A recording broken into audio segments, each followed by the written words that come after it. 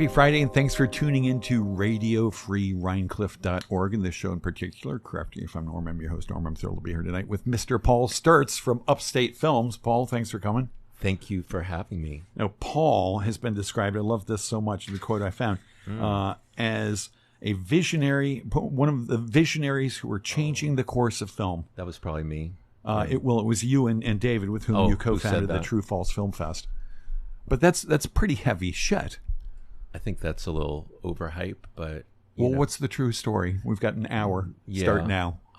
I was really going to advocate that you do a best of show. I mean, I noticed you did 125 or 126 shows. This would be a great night to pull out one of the classics, greatest hits. And then we could have a little banter in between. Okay, when there's a break. But, all right, well, let's start with the banter. Well, the producers will cue up the greatest hits. Yeah, what has been the greatest show? Is there a consensus greatest show? Well, it was this one until that question. Come on. None of the other 124 people will be noticing. Paul, I don't remember any of them. I'm here with you right now. Really? You're just always in the present. I'm here now. I'm not, and since we're on this, I'm not always in the present. I think most people aren't. There's one of the things I love about doing this live interview thing is trying to listen as hard as I can, really, really being in the moment. Man, this is a high bar we're going to have to hit. We're going to have to be totally in the moment. It's an hour once a week. Okay, I'm at the edge of my seat. Let's be here now. Yeah, good. Okay. So you are just about to correct the record, the true story of you being one of the visionaries who were changing the course of film. Wow. That's a little much. Well, let's say this. What was the reporter thinking when they said that?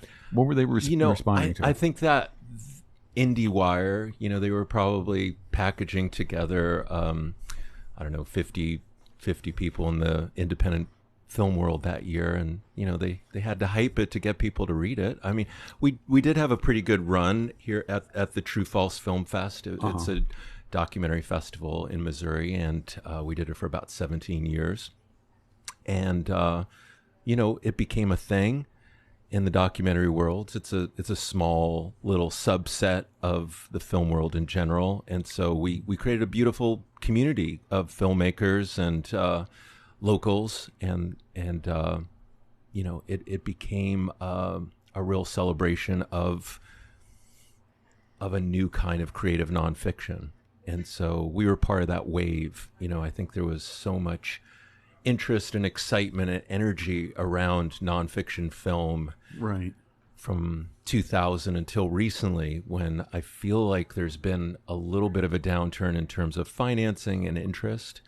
But we rode the wave of a lot of very, very interesting filmmakers coming out with great work, and we were able to be one of the players in that sandbox. That's great. And you started in 1998?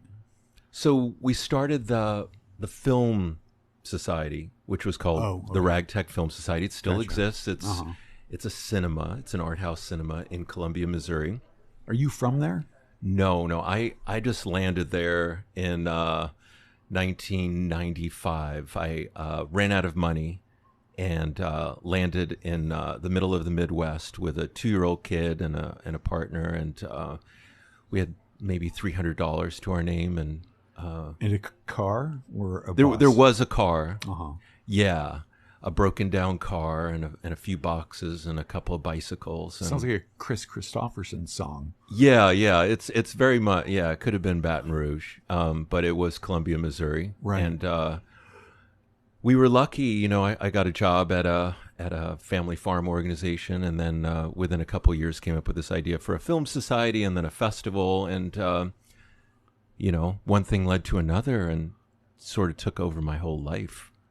It was a good chunk of my adult life, this project. And prior to that, what were you doing? You worked at this farm thing for a bit, but wow, you've done some deep research over there. That's what. No, I just said that. Yeah. I worked at the Missouri Rural Crisis Center. It was a family farm organization in the late. Well, I guess that would have been between in the mid '90s, and when he was still John Cougar. Before the Mellencamp got added. Yeah, there was some farm aids mixed in there, and wrote a book with some other folks called Hog Wars, because there was a crisis with these big hog factories that would go in these rural areas, and they came in under the cover of being a family farm organization or a family farm, but they were cranking out a lot of hog poop, with their 50,000 swine packed into a factory building, and lots of poop going in the water, and very smelly for the neighbors. And so we put out this book, and I guess it was helpful to a fair amount of community groups in the Midwest at the time. Nice. We're skating very lightly over a lot of territory, but yeah. We can double down on any part of this. But was it about sort of how to get local ordinances and regulations changed, how to deal with the waste, how to convince the agribusiness to toe the line and do well? Yeah, I mean, I think a few townships and communities they were able to ward it off, but it was Missouri, which means very libertarian, and if Premium Standard Farms or Smithfield wants to come in with their tens of thousands of pigs, we need to let them do that. And so, yeah, it's kind of surreal. I haven't actually talked about this in a good 15 or 20 years, so it's good to remember that was the beginning of my my Missouri life. After your car broke down and you ran out of money and you found yourself in Columbia, where were you coming from and where were you going to? So I was coming from Portland, Oregon, and we had this crazy notion, me and my partner and our 2-year-old, that we were going to move to the Midwest, and it was going to be, this young child to be running amok in the prairie, in the muck, and in the prairie, and it was a very idealized version of the Midwest, and it was going to be inexpensive, and we were going to create these new lives. But then, things happened. Because you'd read all these Willa Cather. Maybe I was convinced by Willa Cather to move, pretty close to Nebraska. So had you been there? Did you have any connection, any experience in the Midwest? No, not at all. Grew up in Rockland County in New York. I'd mostly lived on the West Coast, California and Oregon. And I don't know. I just really had this Midwestern fantasy that I don't think very many people have had, that it was going to be this simple, beautiful place. And it actually, weirdly enough, became the perfect place, because we came up with this idea for a theater and a festival, and people were so receptive to it. It got swept along with a certain fervor, well beyond our own creative input, because people are not as blasé about events and theaters as they are on the East and the West Coast. You probably figure if you're in New York City, big deal, there's another theater, whatever, another festival, done that. But somehow cooking up this idea in the Midwest, it was sort of an open source project, and a lot of very creative people sort of threw their lot in with it. We had visual artists who would make, art installations, and great musicians who would play before the films, and a pretty rabid audience of people who had never ever gone to a festival in their life, had not gotten hadn't gone to the Toronto Film Festival and Sundance and all the rest. And so it sort of blew a lot of minds, and I think that people got a sense of ownership for it, right? And that was really beautiful. How long had you been in Columbia before you started the film festival? I'd landed there in 95, started the film series starting in 97. Okay, so not that too became long. its own storefront cinema in 2000, and then in 2003 we cooked up the idea of the Film Fest. We just recognized that there was a lot of energy around documentary and thought, this is the time. And when did you leave your job as sort of an agri gadfly? It took a few years, because at first we did it as a labor of love. It was just Right. like a total lark. It was just like, can we do this crazy project? And that's really what it was for the first few years. And then at a certain point, it became a fair amount of work. It got a certain momentum, and it was like, okay, well, if we're really going to go for it, we need to make a living from this. And Right. so we started to make a little bit of money, round about, year 3, year 4 of the festival. And so I was able to leave my day job. I also worked at, after the Family Farm organization, I worked as an editor at the Columbia Missourian, which is the student-run paper, but it's also a city newspaper in Columbia, Missouri, this college town. Uh-huh. And so, it was a relief when I could sort of just do one thing. Right. And we had a great run. I mean, it was super gratifying, fun experience to see this thing that we concocted become a phenomenon. Right. So I'm curious, it sounded like a number of years transformation from a fly in the ointment of agribusiness, which, people, there must have been farmers around and, executives for these places who gave you the dirty eyeball, to all of a sudden, I'm guessing, being kind of celebrated as the guy who brought this film festival to a place that had never seen film festivals. Yeah. Did you feel that in the It town?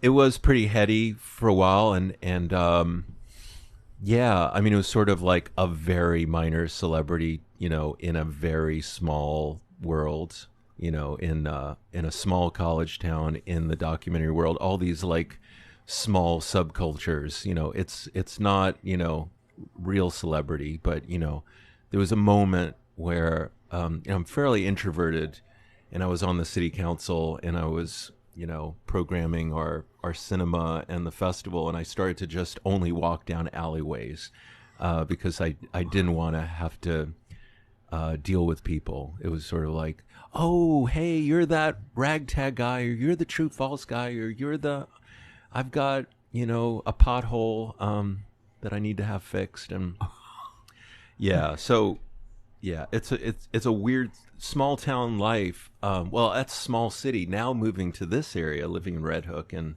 in the Hudson Valley, I truly know what a small town life is, or a small hamlet life is. Right.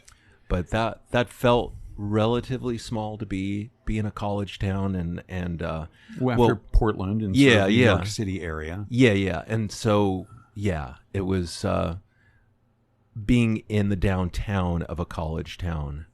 So it was really ultimately just 3,000 or 4,000 people that you'd run into. The city would sprawl out from there, but it was like a little neighborhood, Right. where everybody knew each other and ran into each other, and there was like a very rich web. Right. And you said that much like the film festival, True False Film Festival, kind of took off. Mm-hmm. It started to do very well. And you left and moved here. Yeah, it was time. I mean, I think, we have to sort of listen to ourselves, like what's happening inside, when people would come up to me, when you're 15 or 16 and be like, oh my God, this is such a great year. It's such a great festival. We had such a fantastic experience. And I wasn't feeling anything inside at that point. I felt like I was sort of just doing it in a pro forma way, where it was like, my work was done weeks ago, when we put the program out, and this is just sort of an afterthought. When I didn't have that sense of everyday joy around it, I had to listen to that. And Right. there was this moment where I was volunteering for Elizabeth Warren, who was running for president in 2015, and I was volunteering for her in Iowa, and it was 100 degrees out, and I was blasting music in my truck and keeping the windows open because I didn't have air conditioning, and there was just this moment where I was like, okay, I'm done. Like, it just hit me very, very hard, and I emailed my collaborators at the festival and said, I'm done. And yeah, it just a switch happened for me. And what was your wife doing at this point in time?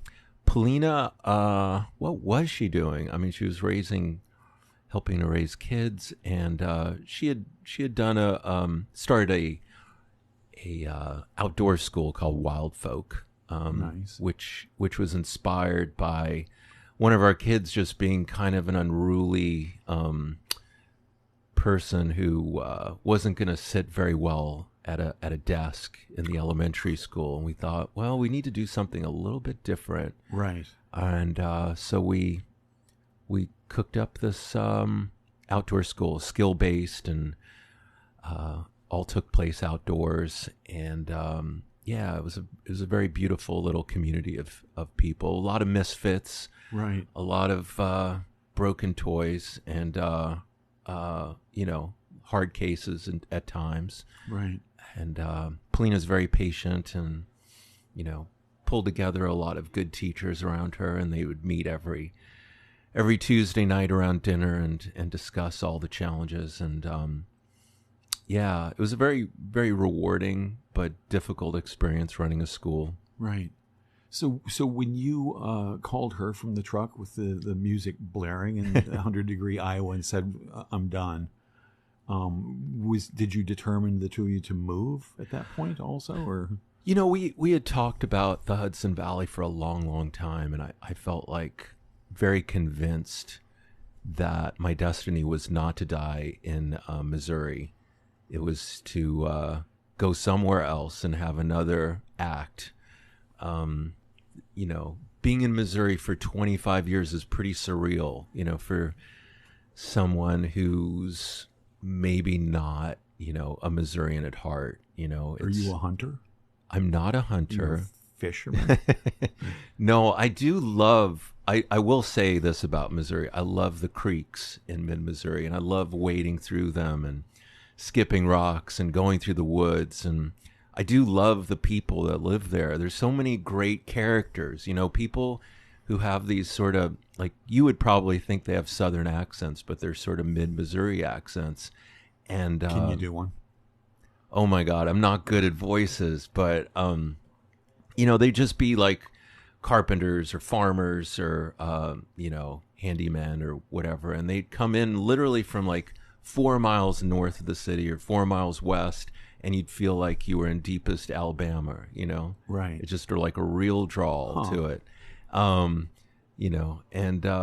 yeah, just culturally very. I find it very endearing, and we have just a lot of love for that area. And actually, my oldest son, the one who was 2 when we arrived, moved back to Columbia, Missouri, and bought 10 acres with his wife, and they have 2 going on 3 kids now. Grandpa. And yeah, and just the best people. I mean, I think there's like a real kindness about certain parts of the Midwest. I think ultimately I'm more interested in more people around here, but we just have some fantastic friends there, and wouldn't trade it for anything. Right. Well, so how did you become interested living in Columbia, Missouri, in the Hudson Valley as a place to settle down? Well, I grew up in Rockland County, which isn't too far away. Okay. It's about 90 minutes south. And Right. back in the 60s and 70s, that was the country. It was probably the equivalent of what it's like up here now, in terms of there being lots of farms and like a real rural character.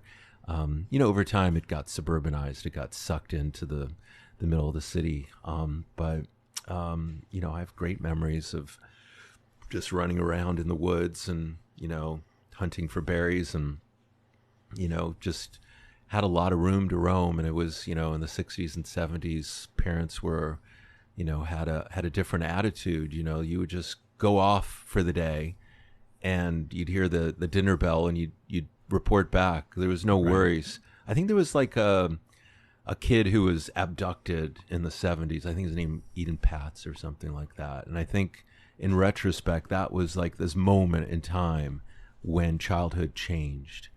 Interesting. And parents became very concerned. Oh, you don't just let your kids run around on their own. They need to they need to have a little tighter leash here. Right. But that I was running around before that, I guess, and yeah, there's a lot of freedom, from my childhood that way. Yeah, that's nice. I think that's really good for a kid. It was, yeah. I have some good memories from that. Well, you asked a different question, I feel like. Well, I don't didn't know, answer. but the question I want to ask now is, so you left your job, you're in Columbia, Missouri. Yeah. For, I don't know how long, another few months or a few years or whatever. What was the impetus to move east? Well, I mean, I'd grown up around here. My dad had always said, you might go far and wide, but Hudson Valley is actually like one of the most beautiful places in the country, and I think he's right. It is. And we had friends, Megan and Brian. They had a place on Chipmunk Hollow in Kerhonkson, and we'd go there for a week or two or a month, and we'd go up and down 209 and explore. And it just felt like a wide open possibility to move here, and just really got enchanted with going up and down all the side roads, and then really we needed a good excuse, but this job popped open with the Upstate Films, the people who had founded it, Dee Dee and Steve Lieber. They were retiring, and they were passing the torch 49 years in. And was it both a 48. directorial, the directorship torch and the ownership torch? No, it's a nonprofit, and it has been from the very beginning. They had a lot of foresight. The other founder was Susan Goldman, and her partner is a lawyer, Dick Goldman. Right. They live out in Woodstock, and so they had the know-how to apply for a 501c3 in 1972 within weeks of starting up. Right. You know what? I did know that. Yeah. So you're in Columbia. You think you wouldn't mind getting here, and then this job popped up. Yeah, and so it just felt like, it was meant to be. I hadn't actually looked at this listserv in months and months, and I just happened to see it that one day, this film programmers listserv, and it's like, I got to do it. And funny thing was, a friend of mine, it turned out, had applied for the job at the same time. I didn't know that until we both came to the festival in 2020, February of 2020, True False. He had been coming for years and years, and I had been organizing. This was the first year where I wasn't going to be doing that, but I was attending it. And so we were just chatting and figured this thing out, and we realized that'd be silly to go up against each other. Let's team up. Let's do this together. And so we did. And so had you already applied on your own? Yeah, I had applied and he had applied. And so then you wrote another letter saying, you know what? We want to do it together. And luckily they went along with that plan. That's great. And what is his background? Oh, Jason Silverman, he had been working for a similar amount of time out in Santa Fe at the, what is it called? The Center for Contemporary Arts. Right. It's a Cinematheque in Santa Fe, and he had been there for more than 20 years. He'd also worked at the Telluride Film Festival, putting out their program. And so, it was like a fantastic opportunity to join up together. I love that. And what is a Cinematheque? A Cinematheque is maybe a pretentious way to say cinema. Oh. A Cinematheque, I think, would mean a cinema that champions art house films and repertory films. You could call the theater in Rhinebeck a Cinematheque to a certain degree. Okay. Because of the programming that's happening there on an often basis. The theater that we have in Saugerties is more of a hybrid model where there's some populist films. We'll play Wonka and we'll play Dune 2, but then we'll play the art house films. We'll play the repertory. We'll mix it up a little more. So it would be less of a Cinematheque and more of a theater. Right. But you play some, I saw Barbie here in Rhinebeck. We did play it. We did play it after a while. It became such a phenomenon. Those are artistically made films that, happen to have $100 million. Barbie, I think, had a larger marketing budget than its production budget. I mean, it was a beautiful phenomenon that was not completely organic. We'll just say that there was a fair amount of money being pumped into the system by Warner Brothers, right, to create the hoopla. Yeah, there was a certain fervor. But so you saw it. I'm guessing you've seen almost all of the movies you show here. I would say, just to be honest, we play a lot of movies. I probably see 50 to 60%. I can't quite stay up with everything. Well, so how did you like Barbie? You know, it's really a remarkable thing that Greta Gerwig and Noah Baumbach were able to make a film of that artistic note that's based on a doll and a corporate brand. They were able to put a spin on it and create something new and different. So I think they should be commended. And this, even though it does have a lot of money behind it, it still has some integrity. So I want to salute that. Because that oftentimes there is a lot of money thrown at the problem and it doesn't add up to anything. In this case, it did. Right. Yeah, I liked it a lot. But you also showed Poor Things. Yeah. Which is in the same kind of arena. Not nearly as high a budget. I think that's more of like a $40 million film. And, maybe has $10 million budget, marketing budget behind it. And that's been a runaway hit as well. Yeah. Not to the same level, of course, but, it's a continuation of this, Yorgos Lanthimos. He's been making some really provocative films for many years, including The Lobster, which was the one that, I first saw and was swept away by. And where did you first see that? This will also sound pretentious, but I saw it in a movie house at a Cinematheque, Norm, in Vienna. And it was at the Viennale. That's in Kentucky, Vienna? Vienna, Kentucky. Yeah. And, it was this beautiful, historic, art moderne theater. And there were 400 people packed in, mostly, Austrians, who weirdly got to Kentucky. And they went nuts for the film. And this is a little bit of bragging, but I called A24, who own the rights in the U.S., and I'm like, you really need to make a big deal out of this film. This is going to be a phenomenon for you. And they're like, well, we've made the decision that we're just going to go straight to video with it. It had been discovered, on a DVD on Canal Street, and they just thought the cat's out of the bag, and there just was going to be no way to market this film that was widely available, out and about, on the black market. I'm like, you're making a big mistake. Please give it a chance. And it did. I'm not going to take full credit for it. They've never thanked me for this, but well, they're probably listening right now. Yes, they should call. Yes, Heath Shapiro. Yeah, please call Radio Rhinecliff 1-800 Radio Rhinecliff. Yeah, the phone number is right there. Well, so this brings up, every movie's available on DVD on Canal Street. They're all out there all over the world. You can get whatever is hot. And then there's all the internet sites right now. Yeah, right. But it's a whole different experience, and it's kind of one of the problems you face, I think, in marketing. It's like, well, I can sit at home and watch this in my underwear.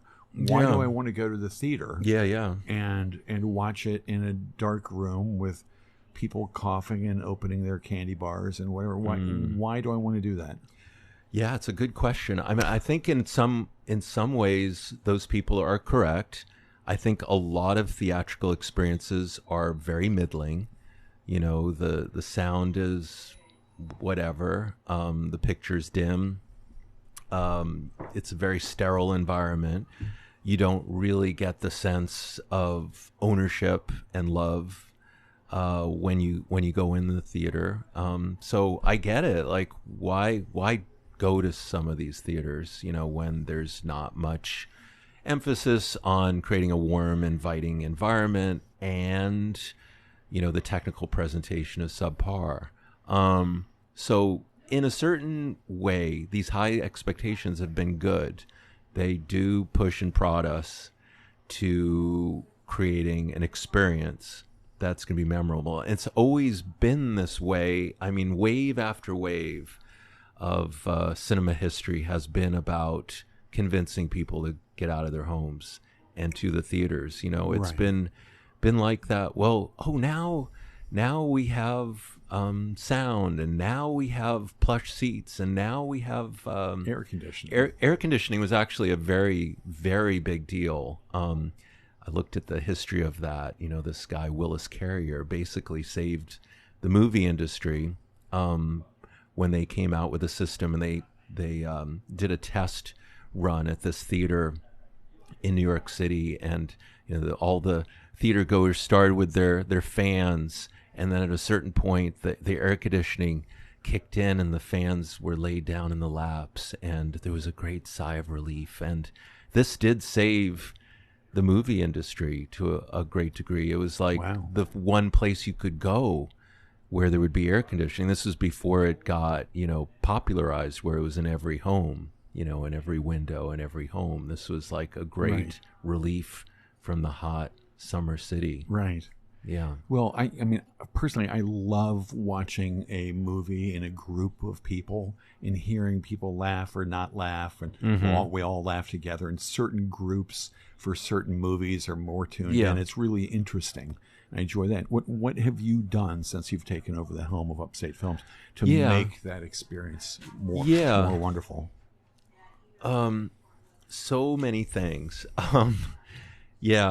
Is that background? Should we close the door, or it's just part of the atmosphere? Like we're just hanging out. Okay, let's bring more people in. Oh, it's nothing. Some nights it's really loud. Yeah, but if it's it's all good. It's all good. I just want you guys to have the exact right amount of background noise. It's perfect so far. This is perfect. Whatever you guys are doing out there is perfect. Yeah.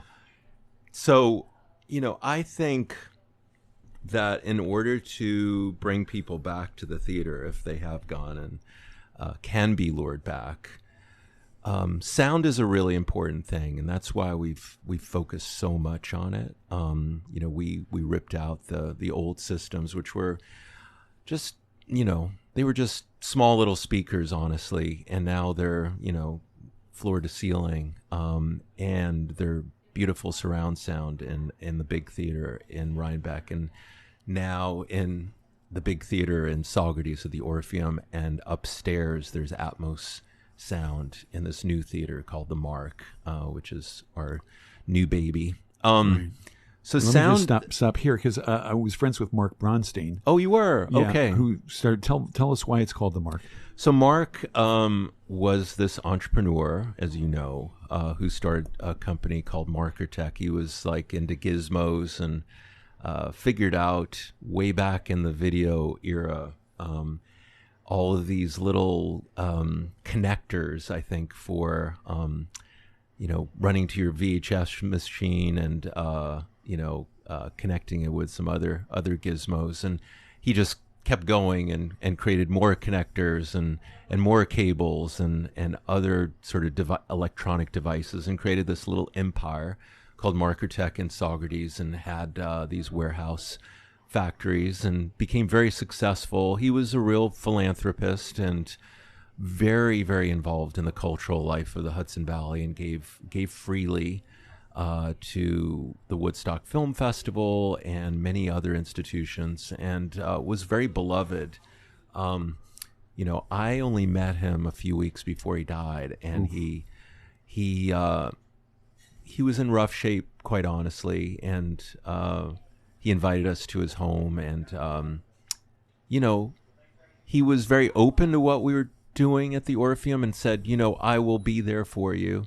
But you could just tell he was in pain and was a little bit impatient, and and then he died soon after that. And luckily, we were able to work with his widow, Catherine, Right. and she's been extremely generous. Oh, good. And we came up with the idea of doing this tribute to Mark and naming our third theater at the Orpheum The Mark. Right. And so she sort of spearheaded it and found some of her friends to help support it, and she's given money from her foundation. And so we've pieced it together. It's not been easy because we're a small nonprofit, and this particular project was sort of well beyond our grasp. It was an expensive and very complicated project. Redoing that theater that's now called it was the Mark. gutted, and it's become a real showplace. And I don't think people know what's about to hit them because there's really no theater. I think it sounds a little bit like P.T. Barnum, Right. but I really think once people experience seeing a film in this theater where there's 33 speakers enveloping you, 32 channels, with this, sound buffering all around and, comfortable seats, I don't think they're going to want to see a film anywhere else. So you presumably sat there in the 8th row center for test drives of the sound system and the projection system. Well, it's just all happened this week. Right. All this stuff got installed. So it's very fresh. Right. And eventually we want to bring that kind of experience to Rhinebeck. This is sort of our test run. But Right. we are really proud of the big theater sound there. Right. But so you did. You sat in the theater. You had a test run of everything. And I'm curious, am I correct with that? Yeah. What did you show? It's mostly just been, like little clip reels from like A Star Is Born, the Bradley Cooper version, where there's, it's called Atmos sound. And this is sort of like the utmost in surround sound. It's gone, there's been all these iterations. I don't want to bore people to tears, but, there's like where there's 3 discrete channels, to 4 discrete, including a discrete back channel to other channels now happening above you and around you. So, well, let's bore people a little bit more because you said this is one of the main reasons people come to the theaters is for the sound. I think honestly, it's not something that people would articulate, but I think it's something that they feel deeply. And I hope you as radio people, the P.T. Barnum part. Yeah, it's something that you understand elevates the experience, even though you might not come out of the theater after seeing a good movie and you're like, wow, that was just like really crystal clear sound. Most people, of course, are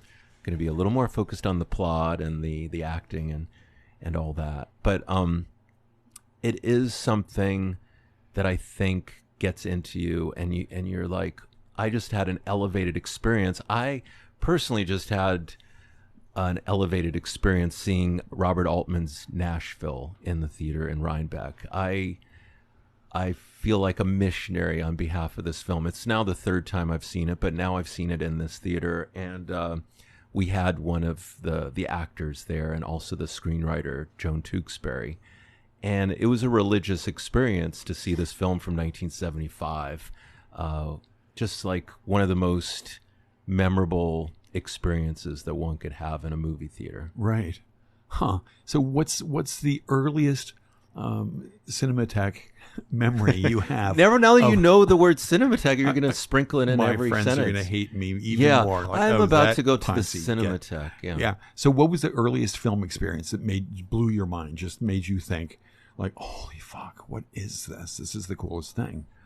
Wow. I mean, the first film I ever saw was Jungle Book in 1967. That was pretty cool. Animated Disney classic. Yeah, with Louis Prima. Oh, yeah. It's a good one. I don't know if it holds up. Maybe it's aged poorly over the last I'm sure they 50. Remastered it and recolored it. But, I've had so many great experiences. I mean, seeing a live band with Steamboat Bill Jr., the Buster Keaton film. I mean, I do put Buster Keaton on a pedestal. I do think Buster Keaton is one of the greatest humans who've ever walked this earth. So I always want an excuse to play a Buster Keaton film. He was an amusing actor in amusing films. Why the greatest person who ever walked the earth? Wow, that's really downgrading him to amusing actor in amusing films. I'm sorry, I'm not much of a film buff, but I did see some Buster Keaton in the Star Park here in Rhinebeck. last summer on a Matt huge Schreiber and Ben Russell doing a inflatable soundtrack. screen. Yeah, well, that was called 1 Week. It's like a 20-minute short. Yeah, about but the building of a house being built and stuff. And you were not transformed by that. You can be honest with me. I was not. Okay. I just feel like Buster Keaton epitomizes human ingenuity, creativity. I just am completely enchanted by Buster Keaton and think he's the one who invented cinema. Wow. Yeah. That's fun. And so your partner, is his name Jason? Jason Here. Jason Silverman. And is he as much of a film buff as you are? I wouldn't even call myself a film buff. I love certain films. Right. And have had transformative experiences by them. I think Jason as well. I've been around much bigger cinephiles, who know, who've seen, every Kurosawa film ever made, and, can speak eloquently about all of the artistic merit of a film. I came into this whole thing in a backdoor way as more of a community enterprise. I wanted to bring people together in a public venue. And over the years, I've had to devote myself to film, and I do love it. But I think what I'm inspired by is the idea of a cinema as this open-ended community space that brings people together. And, that's what I see as the future of cinemas, is that it's not going to just be a place. It's not just going to be a venue for showing films. It's going to be an alternative town hall. It's going to be a place where live theater can happen. It can be where comedy nights happen, or live music. Right. I think we're going to have to reinvent as we go what these spaces are capable of. When you say we, it's really you. It's only me. I am the only one reinventing. Well, how are you reinventing that here in Rhinebeck? I know you have talks with the directors and producers and stuff, and I know you have like school groups in, and you work with Culture Connect to have sort of like films and social topics. And we're always trying things. I mean, I think we just have an experimental bent. Like, why not? Let's try that. And sometimes it backfires on us. I think some people in the community were very, very upset a few weeks ago when we played when we did a teach-in. We had an outside group do a teach-in about Israel and Palestine, and then we got a lot of nasty notes and some very threatening phone calls, and people who really wanted to put the fear of God into us. There was one guy who purported to be a reporter for the Wall Street Journal, who said he worked for NYU, who said, "I'm very curious about your wanting to, champion this idea of free speech at all costs." And then he went on and said, how we've aligned ourselves with George Rockwell and some of these other Nazis and people marching in Skokie, and basically said, you're advocating for the non-imminent slaughter of all Jews. We got nice notes like that. So that did show us the limits of a neutral town hall where things could be aired out. I'm not saying that we wouldn't do it again, but certain topics don't seem to. There's certain fourth rail kind of topics for sure, and that's maybe the biggest one right now. Yeah, and we're talking to we've had variety shows, some really successful events. Chris Maxwell, Ambrosia Parsley, and Holly Miranda are these three musicians in Woodstock, and they've done these beautiful variety shows with lots of music and comedy. Those have been real runaway successes, lots of sold out crowds at the Orpheum. Robert Burke Warren, who's a musician and a storyteller, he's done his real life revival, like a live radio show in a way. we've done sort of guided tours through musicians' lives. We did one with the author of a new book on Lou Reed. We had Holly, George Warren do one with Dolly Parton, where we play some video clips and play some music, and there's a discussion in between about the artists. So, really the sky's the limit in terms of what's possible with a screen and some seats and a sound system. Right. And the trickiest part for us is we have to do things on a budget. So, we don't have an unlimited budget. It's probably not unlike Radio Rhinecliff, where you probably have all sorts of ambitious, credible ideas, and sometimes they have to be reined in by some budgetary considerations. We got a pretty deep endowment here. Okay. Pretty deep Actually, the truth is, Matty would say, we've never had to hold back. Right. Well, so what's the URL of your website? UpstateFilms.com? UpstateFilms.org. UpstateFilms.org. Yeah. And people can go there, and there's a button, and they There can actually donate. is a button. You could go on the World Wide Web, and you could find us. This is as true. You're talking about your funding, I went there today, and you have a level. I mean, multiple levels. You can join for like $60. You could, and you get like a free companion ticket or something like that. Yes. Or you can join for, I think it's $2,500. The Lux level benefit. Yeah. You get two passes to everything. Here's the thing I like best. You get everything from the concession stand. This is becoming a pledge drive. I love this. Everything from the concession stand is free. It's like, you could be a real greedy bastard. M&Ms. Yeah. You could just clean us out. Yeah, there's some loopholes here. Oh, yeah. It's a loophole. But I imagine, not too many people are really cleaning you out. No, most people are nice and considerate and kind. Well, since you bring it, have you ever had anybody who really took advantage of that? And the people are like, oh, this person got 4 things, and they're not eating them all. They're bringing them home. Yeah, you get a little suspicious when people ask you to load up their backpack with stuff. That doesn't happen very much. I'm guessing that's not too much of a problem. So Upstate no, Films. These are upstanding people in Rhinebeck, especially. And so, where does your funding come from? What percentage comes from pledges, like online and stuff? And I'm guessing you get grants from various foundations. Okay, let's open up the books here. I feel like it's, to be any self-respecting art house theater right now, you have to have multiple strands of income. So there's membership, that's probably 20%. It's pretty big. Private donors, that's probably another 20%. Grants, 20. And that, I think this isn't adding up really, but somewhere in the 40%, on ticket sales, and then some concessions. But it used to be all that, and so we've been able to move more towards what a nonprofit would be. I mean, we've become very ambitious.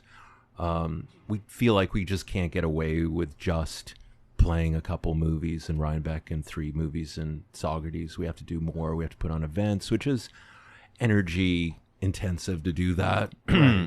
And, we're idealistic about the future of movie houses. And so we want to model what is possible to do. And so we're constantly pushing ourselves and our staff to take on more, so you can't really rest on your laurels for very much. And so and you have to get good people. So, our personnel costs are probably quite a bit more than what happens to the multiplex, where one guy roams from one theater to the next, turning on the projectors. Right. So that's nice. And you hire mostly local people, kids. What's the average age of the people who are they're not that young. I mean, I think that used to be high school kids. Right. Were doing more at the theater, and I think we're now probably the median age of people who work at the box office is probably more in the mid-20s. Right. At this point. We want to create meaningful work. And so we have a lot of people who work there who are they're real serious cinephiles in some cases, love movies to death, and just want to be in this environment and love interacting with people. it can be a fun job. It's Right. it's not just like any other limited income kind of job. Right. It can be pretty interactive and fun. And those people like give out the popcorn. Somebody said, make him promise that they will always have real butter for the popcorn. I think that's a good idea. I mean, I don't believe in artificial butter. You do now. I do believe in artificial. No, you do now have real butter. We have real butter, Yeah. and they made T-shirts around that, and Right. I think that we will always have butter. I will go on the record as good. being pro butter. So that's like a pledge. Yes, that we will. the American That's good. Milk Association can rest assured dairy that we are there with The them, Missouri dairy shoulder to people. shoulder. Yeah. Yes. And you have a whole range of like homemade brownies and cookies and stuff like that. But Yeah. somebody passed me a note here, Oh, here my. in the studio. Wow. More or less complaining, whinging, I think they say, that there are no nonpareils, no snow caps. Yes, that's a big problem, and It's an affront. it's aggressive. I do spend a lot of time insult. thinking about that. There are different ways to look at this. How responsible should we be for childhood diabetes and for obesity? I'm not. So I do. We don't want to be too out front of the audience. My ideal, honestly, would be to just have a homemade desserts and locally made stuff, to be honest with you. But we have held on to M&Ms and a few other Right. corporate Which are good. candies. Hang with the nonpareil guy. I think wants Matty speak. wants to Yeah. come in here. Is no equal. What's no equal? Non-parade. Right. There's no equal. That's there is what. no- That's the translation. Gotcha. There's no right. Non-parallel. no Yeah. parallel. Right. I wish I had put that together. That's Now that you know it, do you think you'll get snow caps? because they are non-parallel. Yeah, there's no parallel to them. No, I don't feel like we think need to do that. I feel like you could go to Hannaford's or Tops and load up and Or you'd Sneak ride your that in. bike across the bridge to Walmart. yeah. I think that Matty could definitely go to Sam's Club and get a 24 pack. 24-pound pack. 24 pounds? Not with Yeah. your audio Atmos experience, which requires the non-parade. Okay. I feel like I've been ambushed, Yeah, I'm and sorry. this was the reason I was invited I'm here. sorry to have been a part of it. It's really, it's Sorry all you had- becoming clear that it was all lead-in to Sorry I had this to find out moment. like this. It was the gotcha moment, Yeah, and I've been gotted. yeah, good. Well, let's go back to friendlier territory. Oh boy! So- Wow, I'm sweating. So you graduated high school down there in Rockland? That's true. Clarkstown North High School. Okay. And then what? Did you went to college somewhere? I went to school in at the University of Oregon in Eugene, and Why? learned Why how would to you go become a hippie. all the way out there? Well, it felt right at the time to go as far away from my family as possible. Right. In retrospect, as a middle-aged man, I feel like it was a selfish and probably foolish idea to leave this my family in this part of the world behind. But you're stupid. And you're 18 or you're 17 or 18 whatever, and you're yeah. really not thinking straight. I don't think I No. applied to any colleges except for the University of Oregon. And really the only reason was because I had a cousin who had gone there and I'd visited when I was 16. And I thought that was cool. And when you first started, when you matriculated, what did you think you were going to study there? Journalism. I not only thought I was going to do that, I did do that. And yeah, I did that good part of my life being a journalist, and really enjoyed it. I loved meeting people and becoming a fake expert on lots of different topics. And it's very much part of my orientation in the world is trying to learn about a lot of different things. And it's the same sort of adventurousness I really value in this job, meeting all the interesting people across the Hudson Valley, especially, who are talented and interesting, and I can spotlight them. And so it's sort of an overlap with the journalism. It's more of a community community-based event version of journalism. Right. Yeah. That's nice. And you said you did some journalism out in Columbia, writing for the University Press. Yeah, I was an editor, at the Columbia. Have you done any here? No, I mean, the most writing that I do out in the world is just these very short 200-word e-blast messages for the Upstate Films. And I actually packaged them all together at the end of the year and called them 52 invitations and put out a small book for a few friends who I'd lost track of. Oh, that's so sweet. So that was my very, very small writing project over the course of the last year. But I love correspondence, and that's been very gratifying over the last 5 or 10 years, just writing with dear friends. And do you write actual physical letters? There was a while there, but honestly, it's been mostly email the last few. Right. But yeah, I love it, and actually, in a certain way, it's inspired our big fundraiser on June 15th. Oh. We're doing something called Confidentially Yours, and it's going to be letters, literary correspondence, read aloud by actors and comedians and writers, including Nora Magnusson.